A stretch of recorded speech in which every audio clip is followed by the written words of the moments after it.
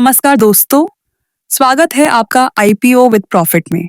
आज का वीडियो शायद आपकी आईपीओ इन्वेस्टिंग की सोच को कंप्लीटली बदल दे, क्योंकि आज हम बात करने वाले हैं एक ऐसे टॉपिक पर जिसके बारे में बहुत कम लोग बात करते हैं। जब भी कोई आईपीओ मार्केट में आता है, सोशल मीडिया पर एक्साइटमेंट देखने लायक होती है, जीएमपी के स्क्रीनशॉट्स वायरल होते हैं, सब्सक्रिप्शन नंबर्स ट्रेंड करते हैं और हर कोई लिस्टिंग गेन के सपने देखने लगता है। लेकिन आज एक सवाल पूछिए खुद से, जब एक आईपीओ 100x या 120x सब्सक्राइब होता है तो असल में पैसा कौन कमा रहा होता है, रिटेल इन्वेस्टर्स या प्रमोटर्स? रीसेंट रिपोर्ट्स ने आईपीओ मार्केट के एक ऐसे सच को सामने रखा है जिसे हर इन्वेस्टर को समझना चाहिए। सबसे पहले आज की सबसे बड़ी न्यूज समझते हैं। एक तरफ सीएमआर ग्रीन टेक्नोलॉजीज जैसा आईपीओ 100x से भी ज्यादा सब्सक्राइब हो रहा है।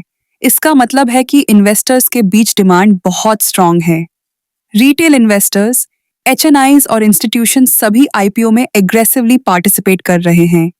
मार्केट में अभी भी लिक्विडिटी है और लोग आईपीओ अपॉर्चुनिटीज को मिस नहीं करना चाहते। अगर सिर्फ सब्सक्रिप्शन नंबर्स देखे जाएं तो लगता है कि आईपीओ मार्केट गोल्डन फेज में है, लेकिन इसी समय एक और रिपोर्ट ने सबका ध्यान खींच लिया। रिपोर्ट के मुताबिक कुछ फॉरेन कंपनीज इंडिया के आईपीओ बूम का यूज करके बिलियंस ऑफ डॉलर्स अपने होम कंट्रीज ले जा रही हैं। यानी इंडिया में आईपीओ लॉन्च हुआ, रिटेल इन्वेस्टर्स ने शेयर्स खरीदे, लेकिन जो पैसा रेस हुआ उसका बड़ा हिस्सा कंपनी के एक्सपेंशन में नहीं गया, बल्कि एग्जिस्टिंग शेयर होल्डर्स और फॉरेन पेरेंट कंपनीज के पास चला गया। और यही से शुरू होता है आज का सबसे इंपॉर्टेंट डिस्कशन।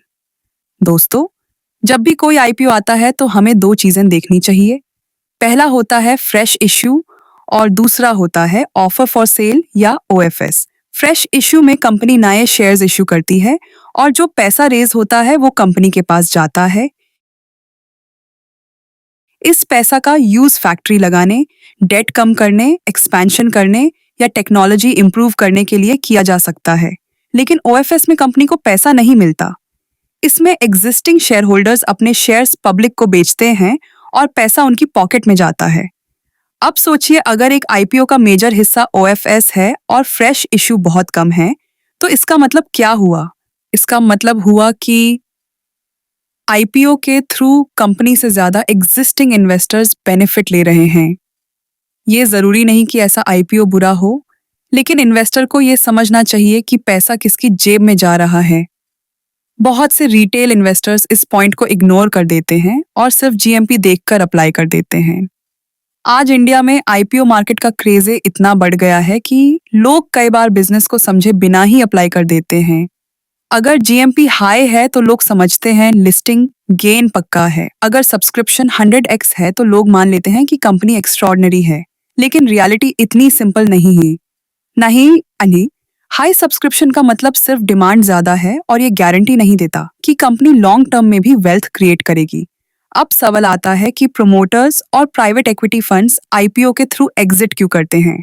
जब कोई इन्वेस्टर अर्ली स्टेज पर पैसा लगाता है तो उसका ऑब्जेक्टिव रिटर्न अर्न करना होता है। वो कंपनी को ग्रो करता है, वैल्यूएशन बढ़ता है और फिर आईपीओ के थ्रू अपना स्टेक बेचकर प्रॉफिट बुक करता है। बिजनेस वर्ल्ड में ये बिल्कुल नॉर्मल प्रोसेस है। लेकिन रिटेल इन्वेस्टर्स को समझना होगा कि जब स्मार्ट मनी एग्जिट कर रहा है तो उन्हें कंपनी को और ज्यादा ध्यान से एनालाइज करना चाहिए। यही वजह है कि आज कई एक्सपर्ट्स आईपीओ प्रोस्पेक्टस पढ़ने की सलाह देते हैं इन्हें। प्रोस्पेक्टस में क्लियरली लिखा होता है कि कितना फ्रेश इश्यू है और कितना ओएफएस है। लेकिन सच बताइए, कितने रिटेल इन्वेस्टर्स डीआरएचपी या प्रोस्पेक्टस पढ़ते हैं? बहुत कम। ज्यादातर लोग टेलीग्राम ग्रुप्स, यूट्यूब वीडियोस या जीएमपी रिपोर्ट्स देखकर डिसीजन लेते हैं और यही सबसे बड़ी गलती हो सकती है। अब बात करते हैं मेगा आईपीओस की जो अभी वेट मोड में हैं। कई बड़ी कंपनीज मार्केट में आने की तैयारी कर रही हैं, लेकिन कुछ आईपीओस डिले हो रहे हैं। इससे एक इम्पॉर्टेंट सिग्नल मिलता है बिकॉज कंपनीज भी मार्केट टाइमिंग को इम्पोर्टेंस देती हैं।